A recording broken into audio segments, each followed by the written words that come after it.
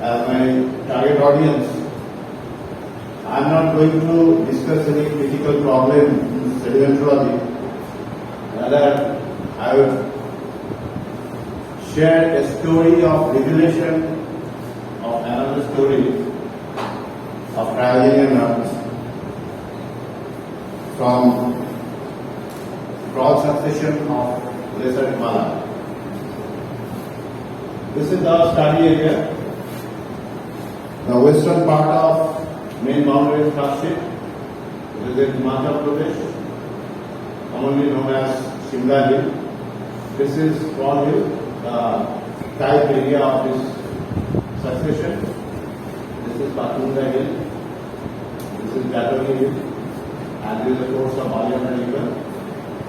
The broad structural geometry, it is just a combination equation, and these two hills are synforms, and in between this is assurges of the antiform.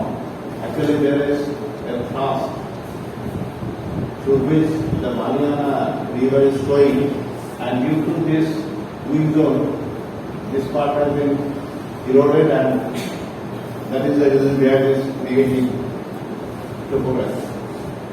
However, I am not going to details of this structural geometry because the main context is slightly different. And this is the general stratigraphy of the area. The area was first studied by Oden in 1934. At that time, this succession was identified as carboniferous succession because this grainy boulder bed was correlated with the Talchi boulder bed. However, that is a long story. Finally, it was established that this is actually a proterozoic succession. Now, this succession was revised slightly by Jiang and his co-workers. They rectified the age. Otherwise, they maintained the same mythology. But simultaneously, they introduced some confusions also because they designated cross sandstone and Jamagat formation and placed under infra formation, which is a gross violation of this code of stratigraphic nomenclature. Some other problems are also there regarding identification of rocks, etc. And basically, for that reason, we decided to explore this succession, and this is the succession we proposed from our little study. Maybe after detailed structural analysis, we identified two discontinuities. One, angular unconformity between ground shell and back shell. Actually, these units were considered as intercrossed by Oden, and in Jian's work, there is no mention of this back shell. And another interbasinal thrust. This is broadly siliciclastic succession with minor amount of limestone, and this is a carbonate succession that has been placed on the siliciclastic succession along interbasinal thrust, and this is a pre-ordering thrust. I will come to that point. Now, I started working with this succession in 2012.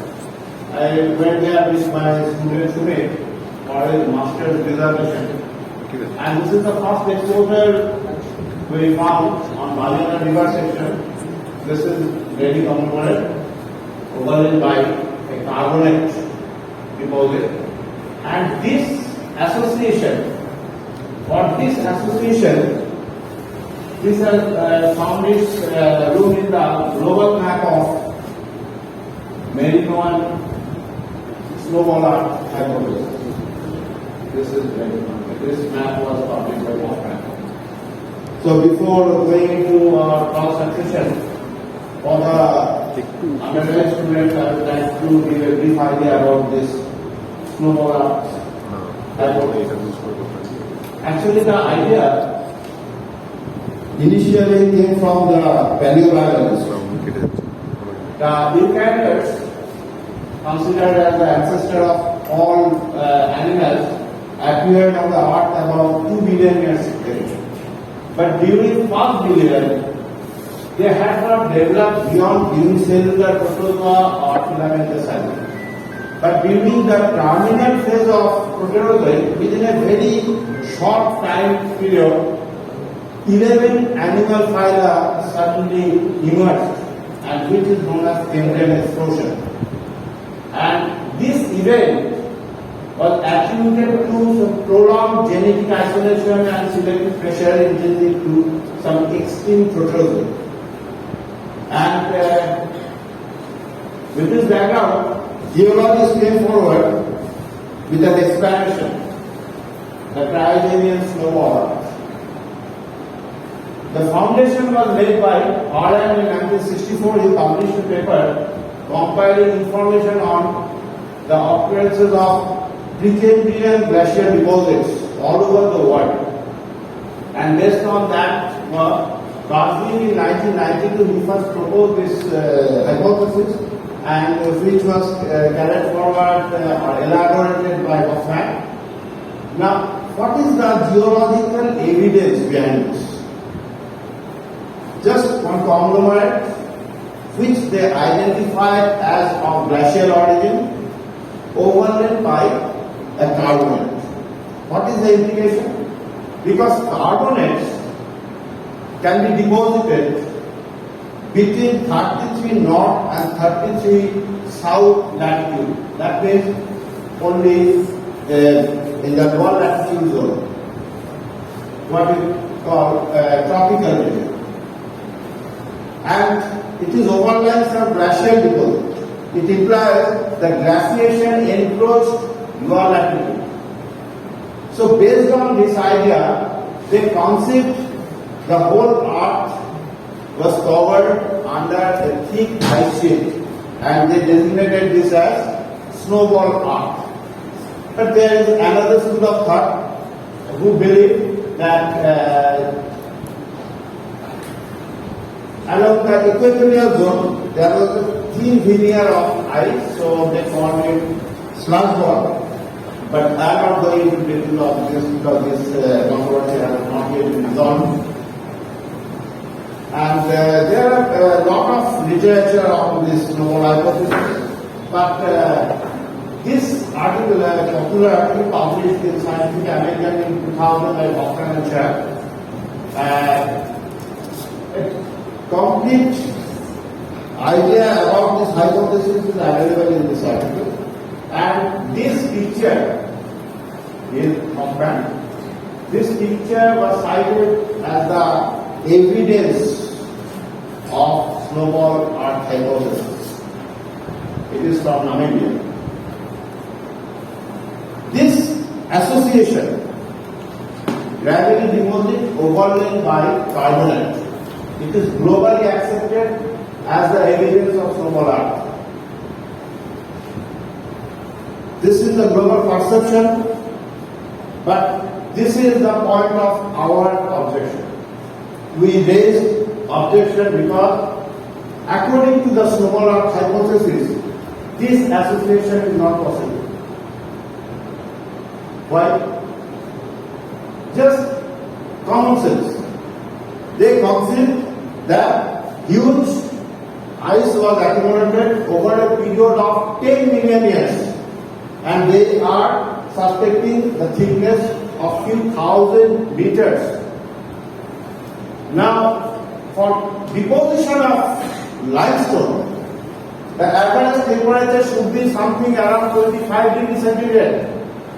So the prerequisite for deposition of limestone is the melting of the major part of that ice. And if that melting takes place, that would affect eustasis, what we call glacial eustasis, that would affect the sea level for another reason, that is called glacial isostasis. Where is the signature of those events? If such a huge water is released, that must be recorded somewhere. This cannot be a sharp transition. And when we went into the detail of this hypothesis, their ideas, the limitations of their idea came from their own statement. Because Hoffman and Sharp, they actually proposed the greenhouse snowball cycle. 5 stages they proposed. First stage, the prologue.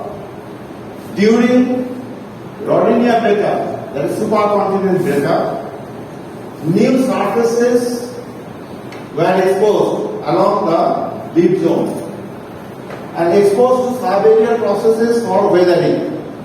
And the carbon dioxide present in the atmosphere got dissolved into the rainwater, got involved in weathering of that material. And by that way, substantial amount of carbon dioxide was consumed.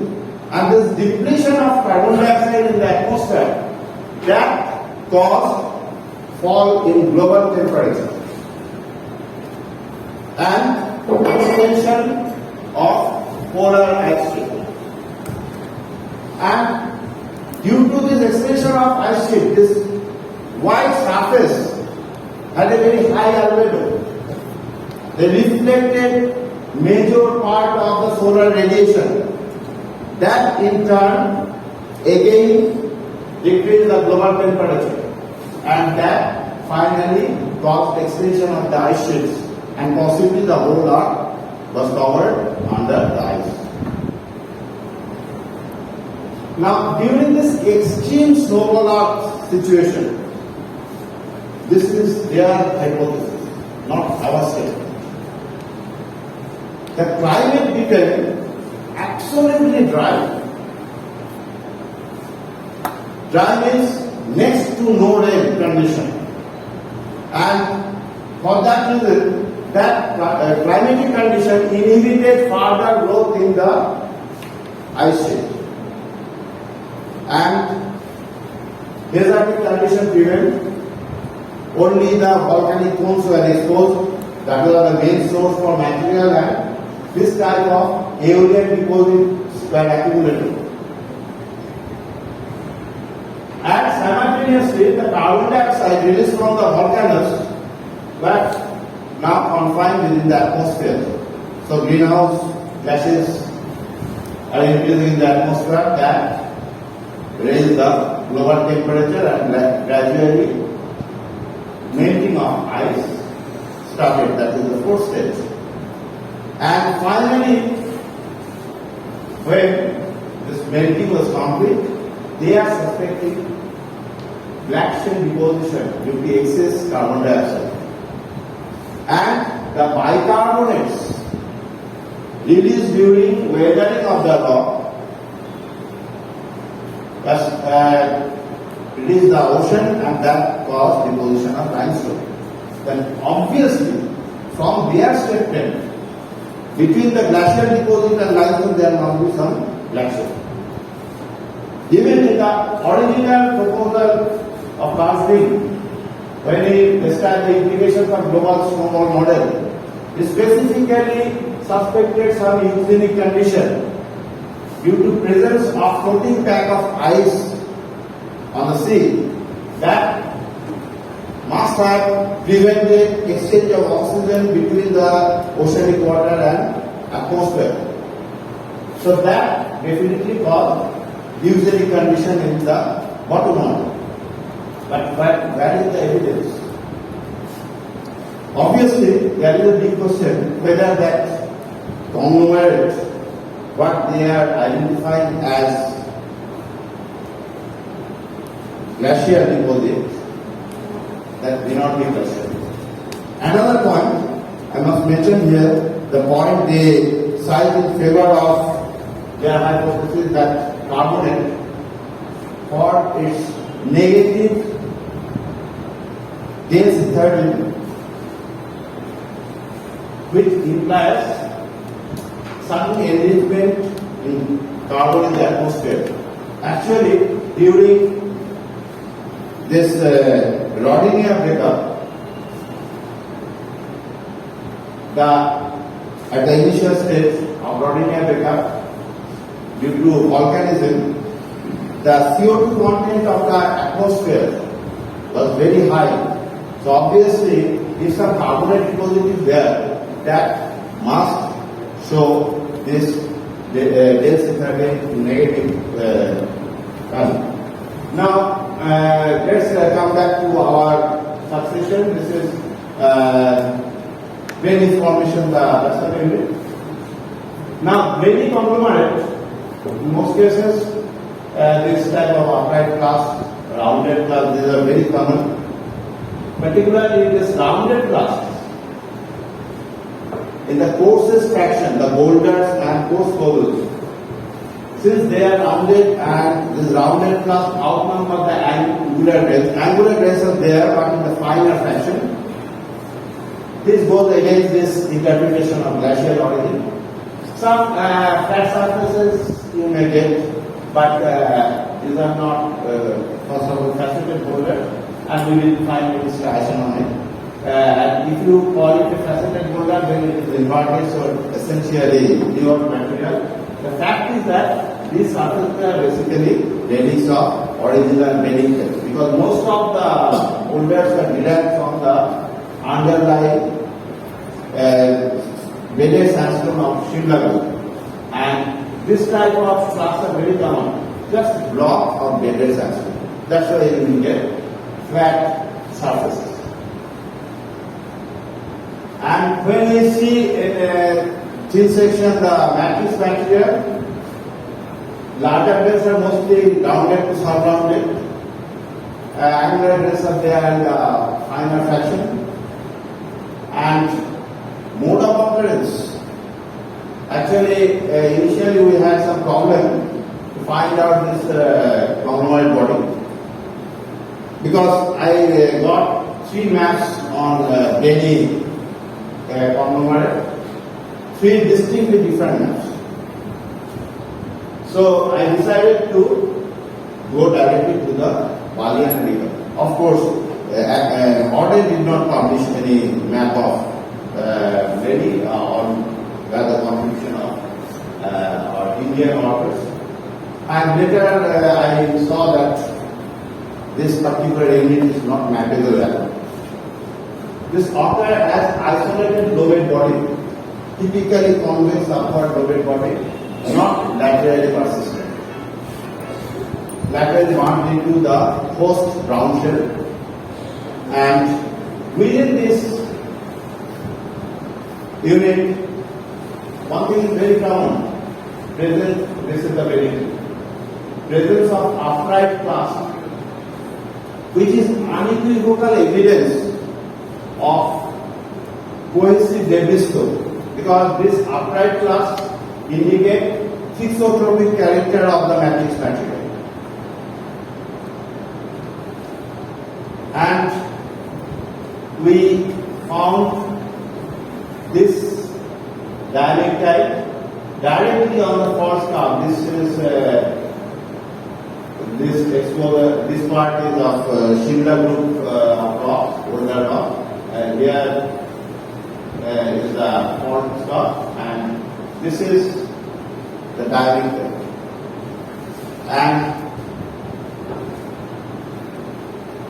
since we suspected this as the subaqueous debris flow, just to confirm it, another deposit must be there. That is the deposit from the entry turbidity current.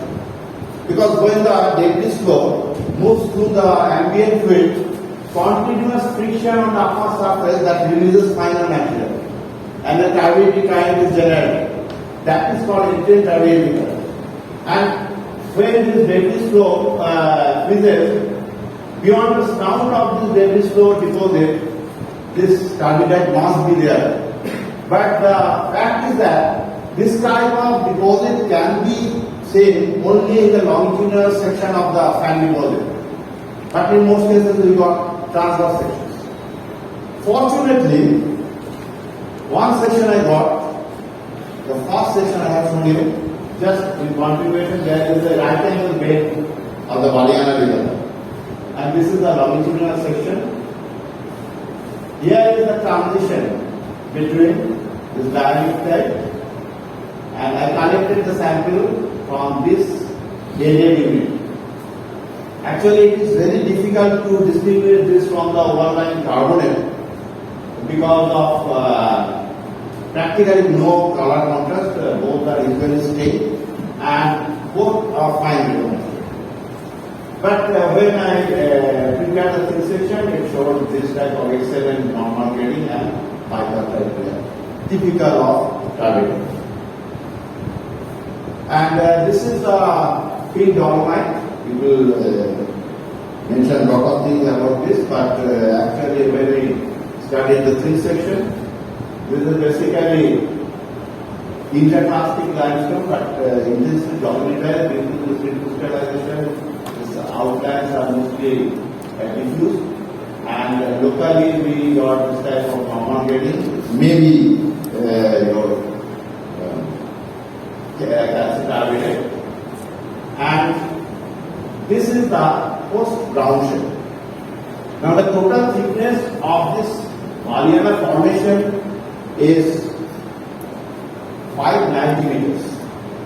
But this is intensely deformed. If we subtract this factor, then it must not be less than 400 meters. But this diamectites and overlying carbonate, they constitute less than 10% of the total succession, and it is confined in the lower part of the unit.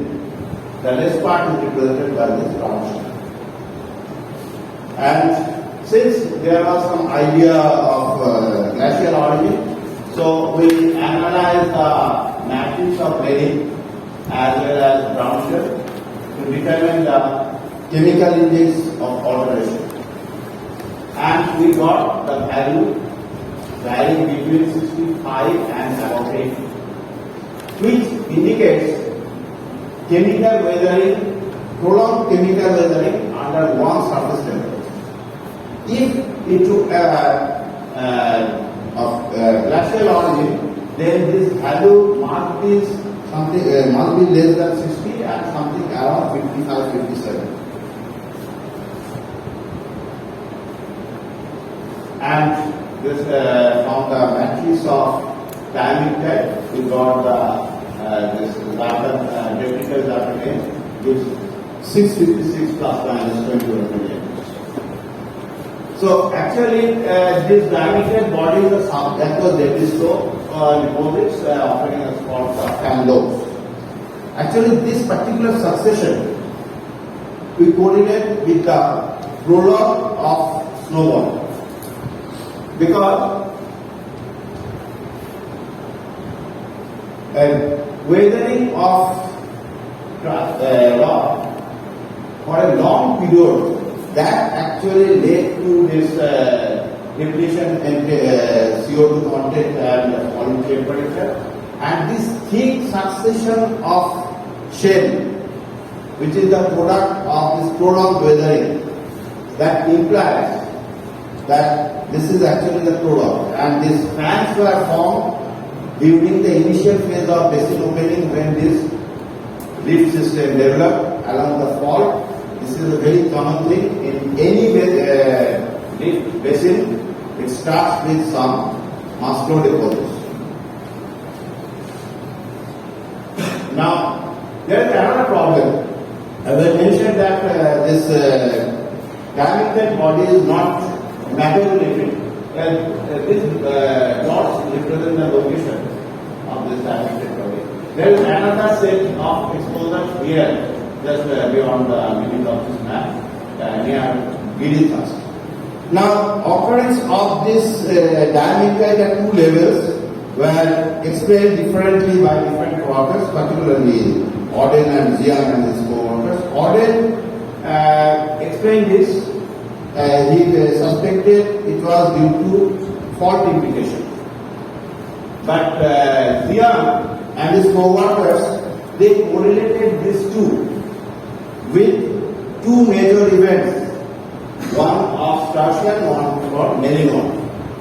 Now the question is that since this is sedimentary deposit, after a gap of 100 million years, we cannot get identical lithology. These two could be similar in nature, but even in all respect, this diamictite and overlying carbon, these two are identical. So when we carried out detailed structural study of the area near the green thrust, just along the base of this diamictite body, we found a few meters thick sheared zone, where the diamictite has been intensely sheared, and we also got some shear links.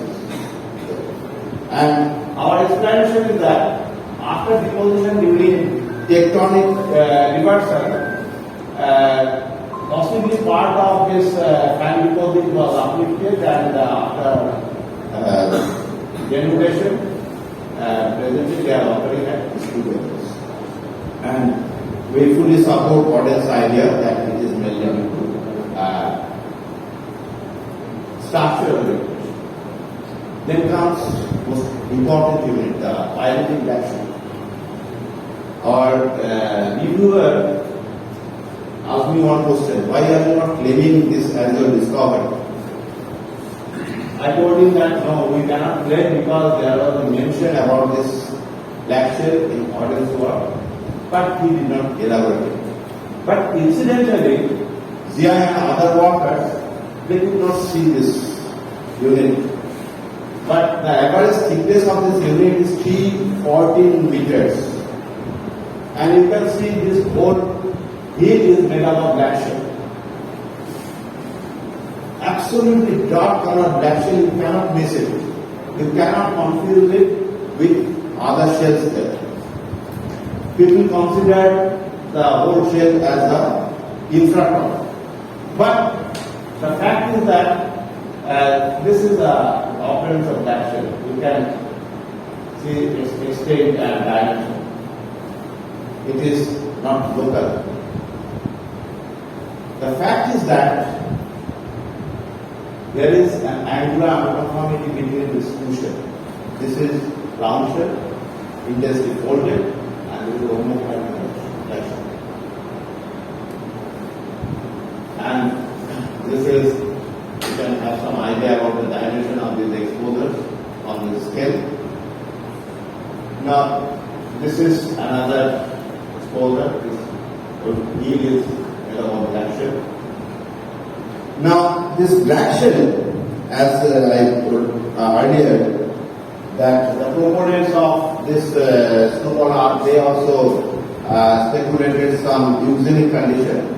But black shell is found in different stratigraphic levels, and it is normally attributed to oceanic anomalic signals, particularly during glacial eustacy, starting when this marginal seas and epicontinental seas expands, accompanied by an increase in production of organic carbon. That is a favorable situation. Actually, what happens there, thermocline and halocline, that is the temperature gradient and the salinity gradient, they are so stabilized that the molecular oxygen remains confined within the euphotic zone, and it gradually drops below the density boundary. It becomes negative, and that is the eugenic environment responsible for the position of black shell. And disseminated pyrite, which is very common constituent of the stock, it is actually due to demineralization of organic matter by sulfate-reducing microbial activities in the eugenic condition. Another importance of this black shell is that from this we can determine the precise depositional time. So we also tried this with rhenium osmium dating. We analyzed 3 sets of data in AIS in Japan, but unfortunately we did not get any perfect isotope. But they analyzed the data and they determined the initial ratio for different ages between 500 and 800 million years. In all cases, the initial ratio was markedly very high, more than 1.07, and this value matches very well with all black shells of post-Meridional period reported from different parts of the globe, and from this it can be correlated with the Cryogenian snowball event, mainly Meridional snowball event. The next unit is Krol sandstone. Very interesting. Even in the exposure, you can see the spherical grains, perfectly spherical grains. When Mofida went to field with me, he used to call it Sabudana sandstone. And this yellow band, this is Krol sandstone. And this is characteristically bimodal in nature. The coarser fraction is rounded to very well rounded, and finer fraction is sub-rounded to round.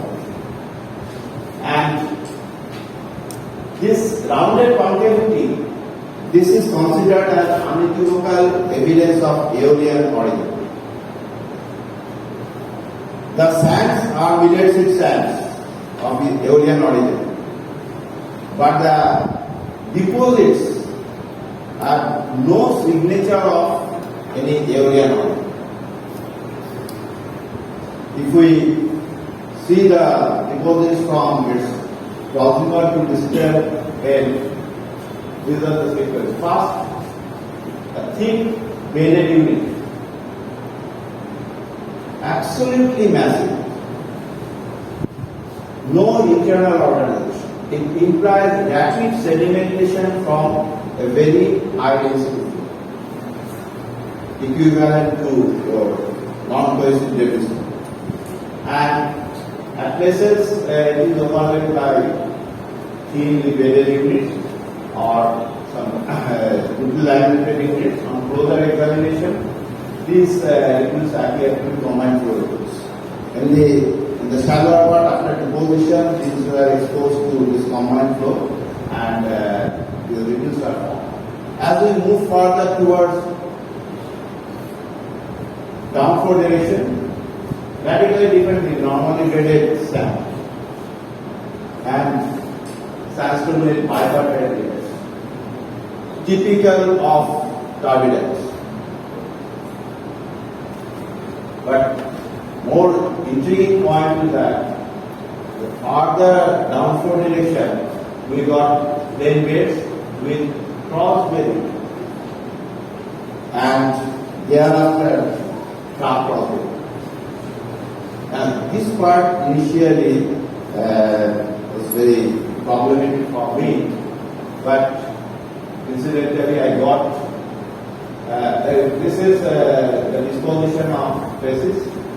So from proximal to distal end, actually we are calling it proximal to distal based on this value and direction we determine from the cross bed. Now this part can be easily explained from Boma cycle through flow transformation from massive bed to graded bedding and plain bed. It is can easily be explained. But the problem is here, because according to Boma cycle, we are supposed to get ripple here, but we are getting cross bed. Then I got a paper by Allen. We explained that for sandy debris flow, instead of ripple, there should be dunes in the turbidite. And he explained different trajectories. Actually, our deposit follows this trajectory B described by Allen. And this was our model. This is the extreme snowball. This is the aeolian deposit. At the initial phase of melting, the black shell was accumulated here, and after melting, this black shell was washed down by the rainwater, and this type of time deposit was formed. And the age we obtained from the technical data around 630 million years.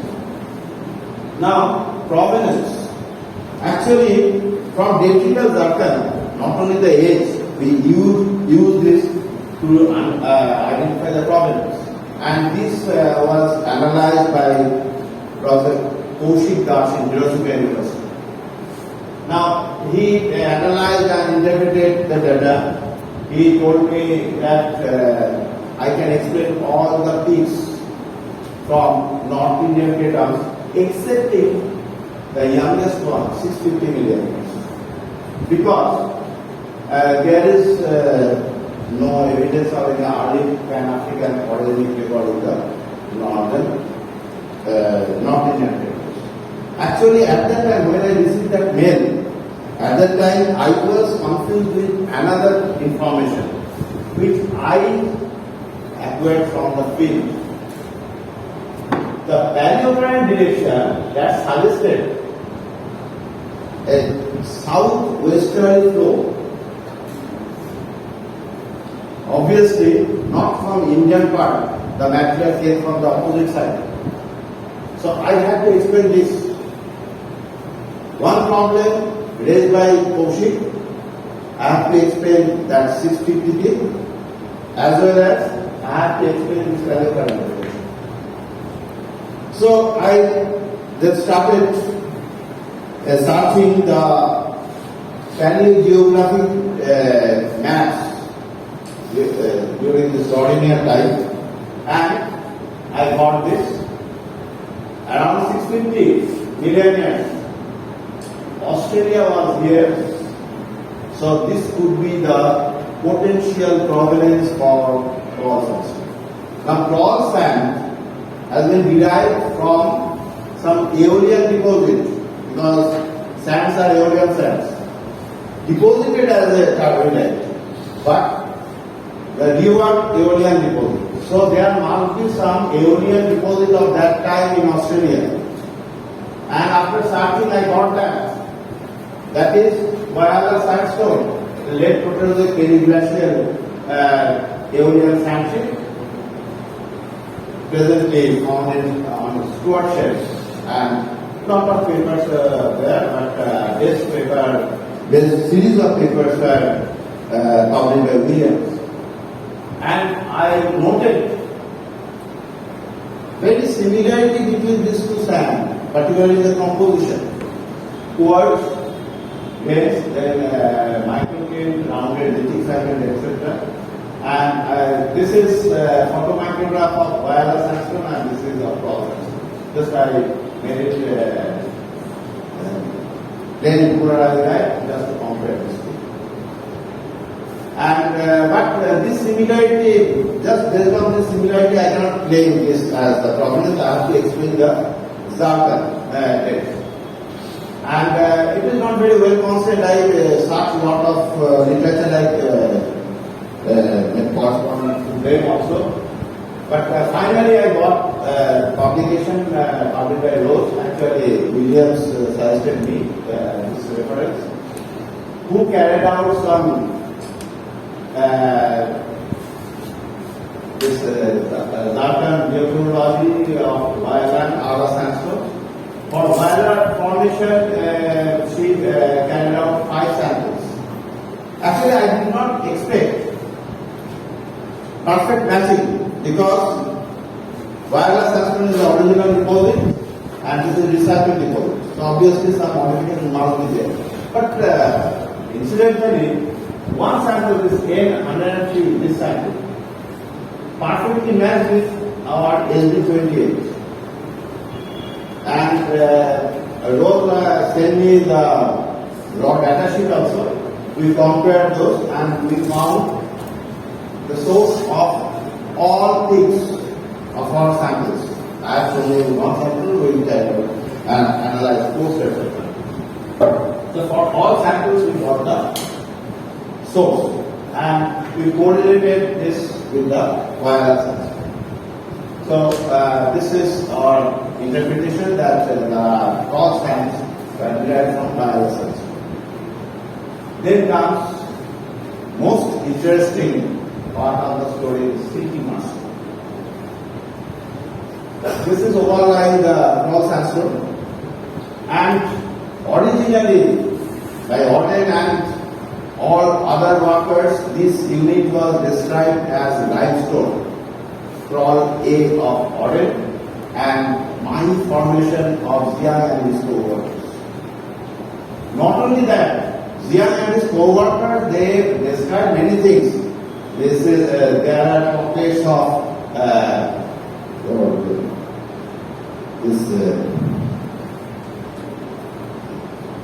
pilloidal capstone, etc.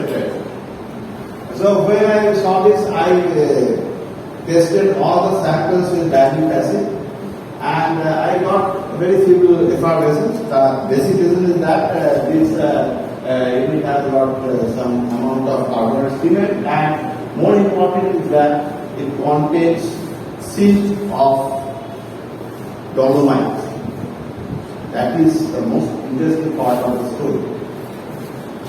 And this is also very prominent unit. There are majestic sections all over the field area, and the average thickness is about 460 meters. And on closer examination, I found basically three cases are there. One is a scour filling little laminated unit with a thin veneer of clay, just clay bed. One laterally persistent bed with very impersistent lamination. And the third one, which is the most common type, this bedded unit with this layer, few millimeters, 2 to 3 millimeters average thickness, but they are laterally persistent.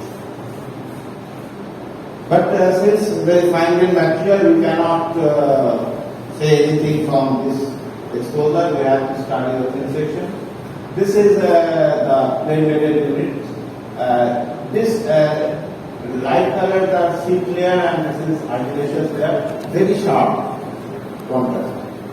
Indicates some dominance of some tractive flow. And for thicker layers, relatively thick, say about 2 to 3 millimeters thick, there we got bipartite layer, and the most interesting, normally graded. You just see the thickness. This is 500 micrometers, so this is less than 2 millimeters. Perfect normal grading and with load. A typical turbidite, but it is not laterally persistent. Now, interesting point is that this microturbidites we got just above some scour surfaces. So, I postulated that definitely the original mud was reworked by some bottom current, and during that time, bottom current this mud got mixed with bottom current that generated the turbidity current, and from that density current, this type of deposition took place. So we carried out some laboratory simulation. Here only I have one laboratory here. This circular tube we poured some mud here, and we released water at the mud water interface with the help of the siphon, just to mimic this bottom current. And due to erosion of this mud, this type of turbidity currents generated. Now, after running this, we collected the samples in tube, dried it, impregnated with resin, prepared the thin section, and we got bipartite as well as normal degraded units, which we got very similar to our rocker. And that layer with impersistent lamination,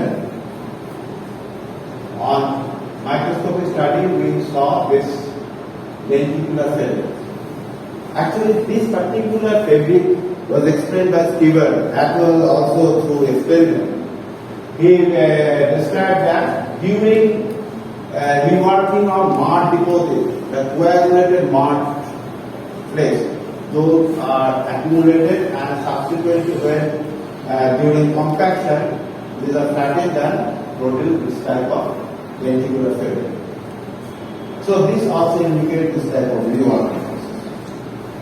And the third one, this is normally called triplet in the literature. Tower surface, this is a little unit and smart rate. It will be more clear from the thin section. This is the tower surface. This is the little laminated unit and smart. And this particular structure was described by McCullough, the triplet succession, and he established that this is a diagnostic product of wave generated fluid as well. Actually, almost identical succession was described by Wilson and Stewart from LSE group of London acquisition industry. But that is possibly you are developing and this is so similar that after seeing the paper, some photograph, you are very confused how such similarity is there. They also explained the deposit following the model proposal of Australia and Macquarie. They describe this type of deposit from cretaceous reduced shell. Actually, this final material it is carried from the continent to the ocean as hypothetical plume, and after this suspension fallout into overspilling, this gravity currents are generated, and these currents may proceed further due to this wave of current enhanced, this gas wave or current enhanced density. And that is the model we accepted for our deposit also. And as we move towards proximal end of the deposit, otherwise it is showing some deep basinal configuration, but we saw gradual, there is evidence of gradual shallowing, and this type of combined flow is abundant. And finally, on the surface, this type of oscillation, perfect oscillation. It indicates shallowing of the basin. There are two possible expansions. One, due to high rate of deposition, the coastline shifted towards offshore. That is called normal regression. But we think this is not normal regression. This is due to forced regression caused due to glacio-isostasis. Because after melting of ice, definitely the landmass gradually uplifted. This we are saying from our experience from Scandinavia. Here, after melting, the landmass takes about 10 to 50,000 years to come above incident. And we are saying this is a forced regression because we have got its counter evidence in the carbonate successions. Now the provenance part. This is very interesting because this unit is homogeneous. So it's a huge mud deposit but homogeneous, same, almost consistently same composition. It implies this must have been derived from some pre-existing sediment. Otherwise, we must get some mixture in between. And since this source of Krol was in my mind, so obviously I start again the South Australia. And here I got a paper by Reteller. He described a lowest deposit, periglacial lowest deposit from New Selina formation. And there was a controversy. Earlier people described that unit as Cap Carbon. Now, after seeing that paper,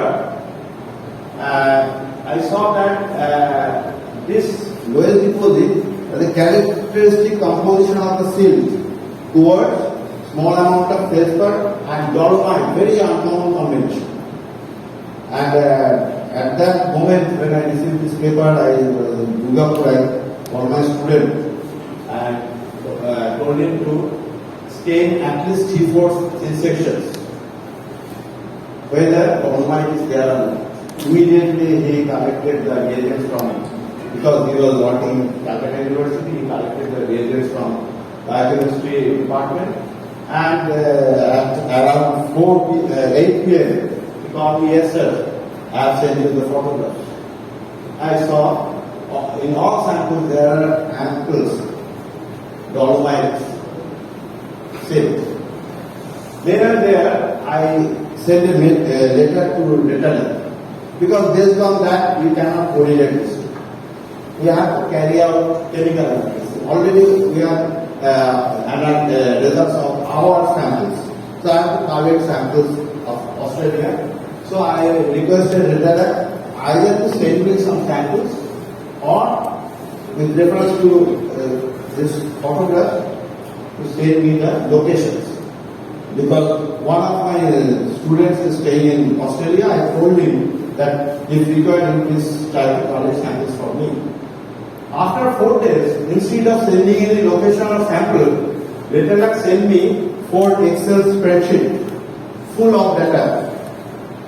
The first sheet containing the data is published in this paper, and for rest 3 sheets, all are unpublished data. So I told him, then you have to be our co-author. He told me, don't bother, you carry on your own.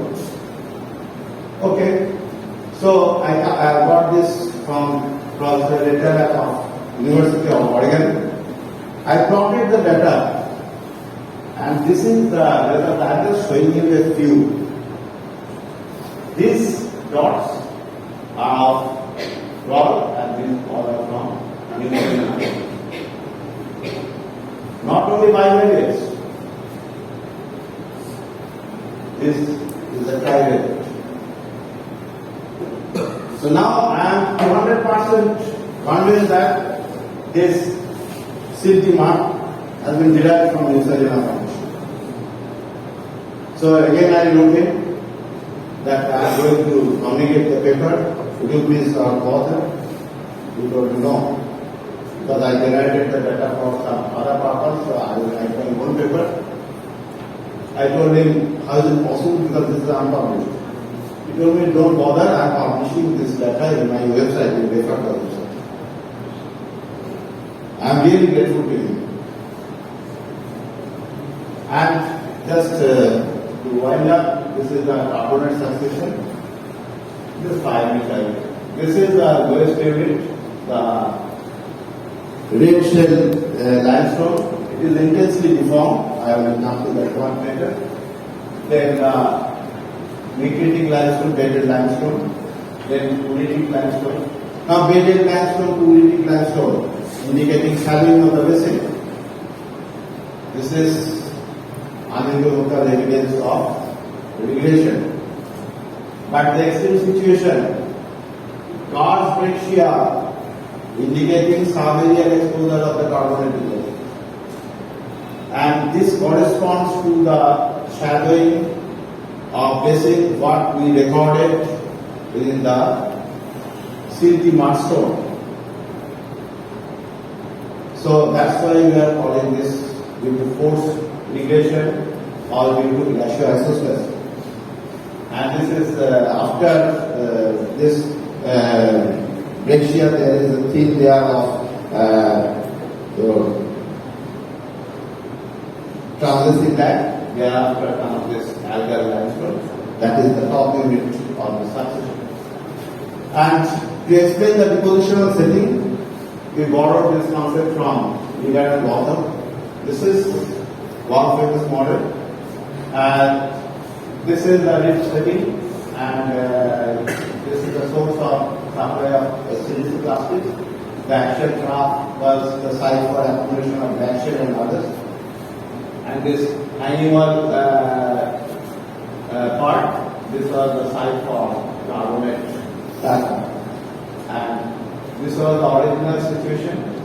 And during tectonic reversal, because this was archival reef setting, extension setting, so during tectonic reversal, this material went up along this surface, which we designated as intracore Mahindra, because Mahi is a village, type area of exposure.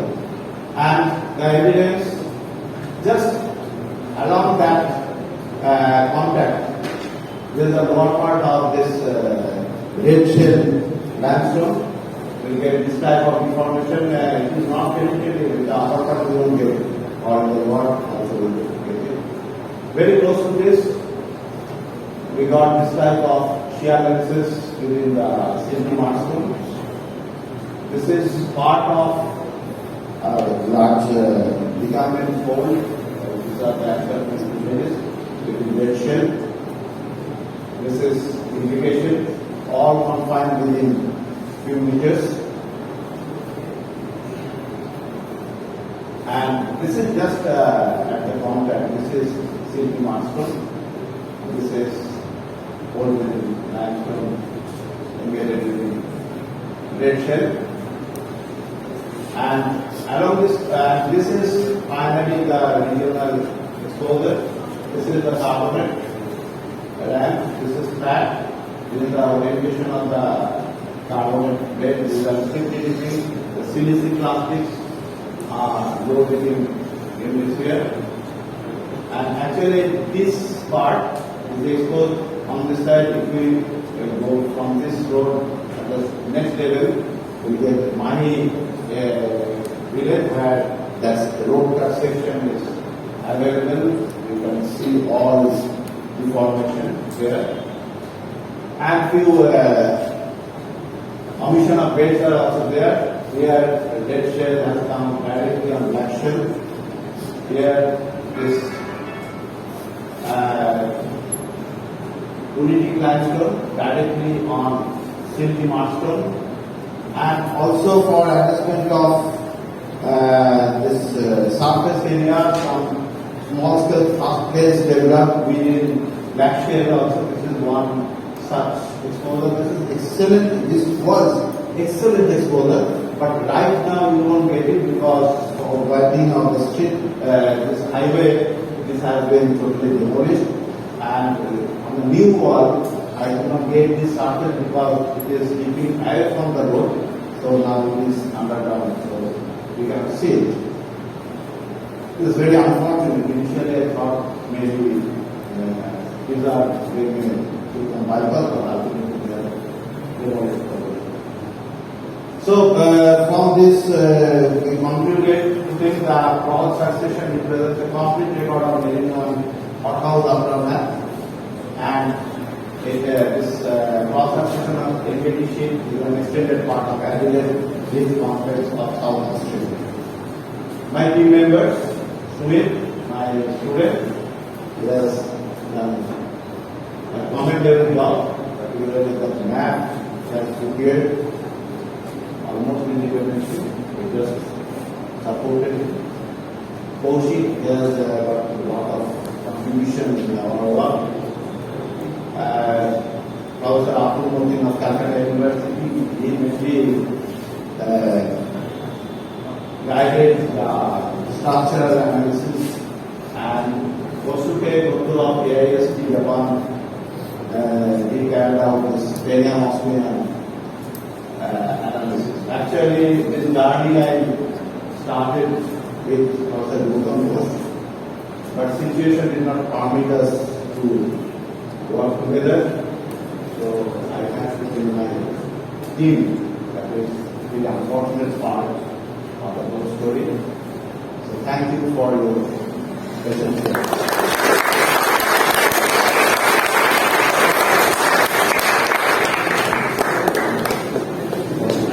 Thank you, sir, for enlightening us with this wonderful session. Now we are open for the questions. If anybody has a question, they can raise their hand.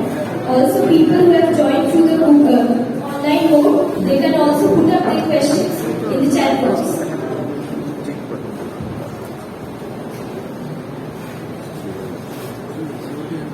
Please raise your hands if anyone have any questions.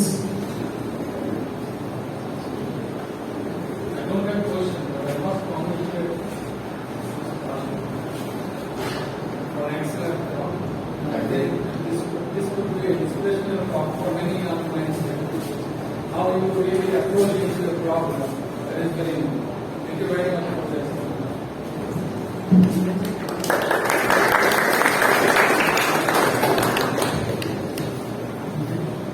Anyone else?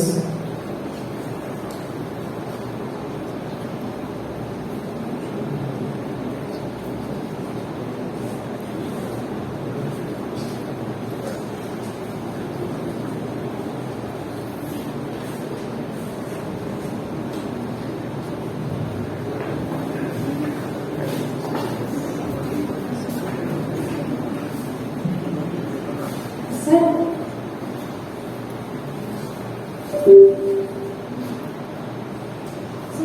Sir বলছি প্রথমে মানে একটা baby formation থেকে কি ওই snowball আর্থের হাইপোথিসিসটা এসেছিল? না না না, স্নোবল আর্থের হাইপোথিসিসটা এসছে আমি বললাম যে হার্ল্যান্ড কম্পাইল করেছিলেন আর পৃথিবীতে কোথায় কোথায় আছে, তাতে উনি ফার্স্ট যেটা দেখেছিলেন ওরা প্যালোম্যাগনেটিজম করেছে, এই ডিপোজিট প্যালোম্যাগনেটিজম করে তারা ডিপোজিটটা যখন ওখানে জমা হয়েছে তার ল্যাটিটিউডটা বের করেছে এবং সেখানে উনি দেখেছিলেন যে লো ল্যাটিটিউডে প্রচুর গ্যাসিয়াল ডিপোজিট আছে। এইখান থেকে আইডিয়াটা নিয়ে সরাসরি মডেলটা করেছে।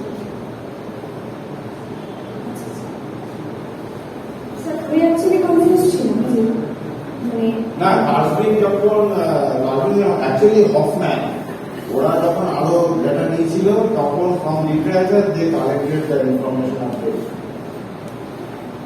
বিকজ এইরকম একটা সিচুয়েশন আছে যে একটা কংগ্লোমারেট না উপরে কারণে সেই জন্য ওরা এটা করে। Okay sir.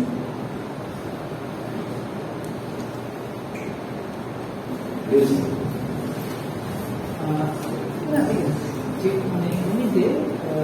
Obliquity of the planet has an effect on the mid-latitude glaciations.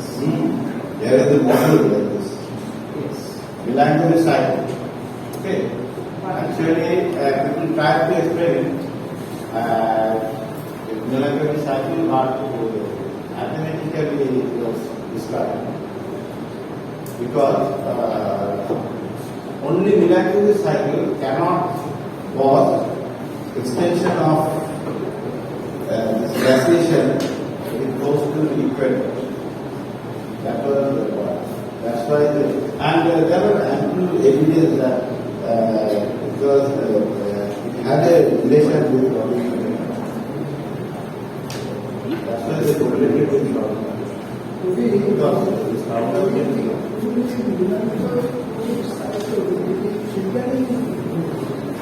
না সেরকম আইডিয়া সেরকম কিছু পেপার আছে কিন্তু মিলাকিউল সাইকেলকে পুরো এপিসোডটা ইয়ে করা যায় মেবি স্যার একটা ইয়ে আছে যে আর্থের অবলিকুইটি কিন্তু খুব চেঞ্জ করেনি, whereas অন্য প্ল্যানেটের কিছু অবলিকুইটিতে চেঞ্জ করেছে বলে হ্যাঁ মানে এক্সট্রিম অবলিকুইটিটা ধরে ওরা ক্যালকুলেট করে দুটো পর্যন্ত আসতে পারে, সেই জন্য এই সুপার কন্টিনেন্ট অনেক জায়গায় অ্যাকচুয়ালি এই ডিপ সিস্টেমের সঙ্গে এটা একটা ডাইরেক্ট রিলেশন। পার্টিকুলারলি যারা ভ্যাকসিন নিয়ে কাজ করেছে তারা দেখিয়েছেন যে যেখানে এই ধরনের হাফ গ্রাভেল সিটি ডেভেলপ করেছে সেখানে ইনক্লুডিং কন্ডিশনটা অনেক বেটার হতো, ভ্যাকসিনটা অনেক বেশি। পার্টিকুলারলি লেজরা অনেকগুলো জায়গাতেই কাজ করে, ওরা মেনলি ডিফারেন্ট আবার এভিডেন্স নিয়ে কাজ করে, আবার ভ্যাকসিন ওনারা এটা দেখেছে যে বেশিরভাগ জায়গাতে ওনারা হচ্ছে ডিপ সিস্টেম আছে, এই লিফটিংটা ওনারা রিলেট করছেন এই সুপার কন্টিনেন্ট ব্রেকআপের সঙ্গে ডাইরেক্টলি রিলেটেড।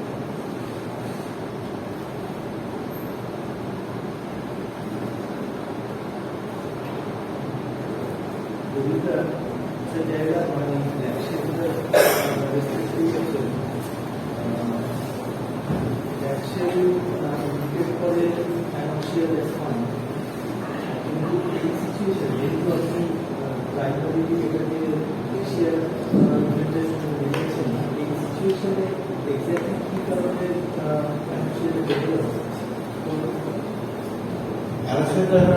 আসলে ওখানে তো তোমার একটা মেনলি করছে তখন তো একটা রেগুলার পার্ট অফ দ্য আইসি থেকে গেছে যখন ফুল মেন্টিং হয়ে যায় ফলে সেইটা একটা রিজন যেটা প্রিভেন্ট করেছিল oxygen exchange between the atmosphere and ocean water that is one of the reasons এবার ওখানে ওয়াটারটা তখন আস্তে আস্তে স্টেবিলাইজ হয়েছে মানে স্টেবিলাইজ ফলে অক্সিজেন যেটুকু ছিল সেটা হচ্ছে ওই বাউন্ডারি লেয়ারের উপরে কনফার্ট করে মানে যারা অ্যানালজিয়া মানিগুলো প্রপোজ করছে তাদের অবজারভেশন হচ্ছে ওখানে কনফার্ট করে গিয়ে বাউন্ডারি লেয়ারের নিচে ডেন্সিটি লেয়ারের নিচে এই কন্ডিশন মানে এটা তো শুধু না ইয়াঙ্গার পাওয়া যায় ইয়াঙ্গার ডিপোজিটও পাওয়া যায় এবং সবগুলো ধরো তোমার এই কার্বন ফেডারেল গ্যাসিয়েশন রিলেট করা আছে ওনারা তো এই অ্যালার্জি নিয়ে কাজ করে টাইম ওরা সেইগুলো স্টাডি করে তখন অক্সিজেন অনেক কম ছিল পরে অক্সিজেন বেশি কিন্তু তখনও এই অ্যালার্জিটা ডেভেলপ করতে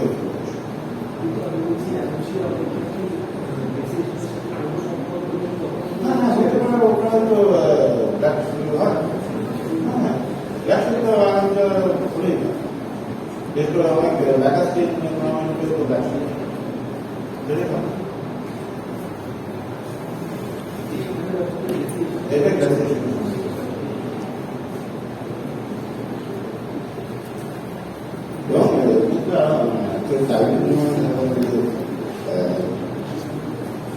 Roll sandstone actually the transition that part is very interesting.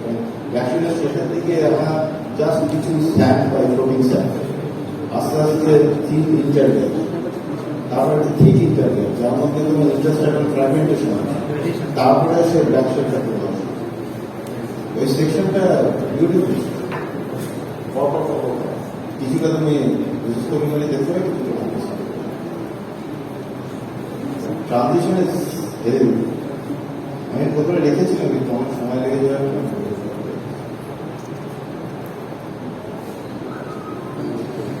Any more questions? বাইরে থেকে কোনো কোশ্চেন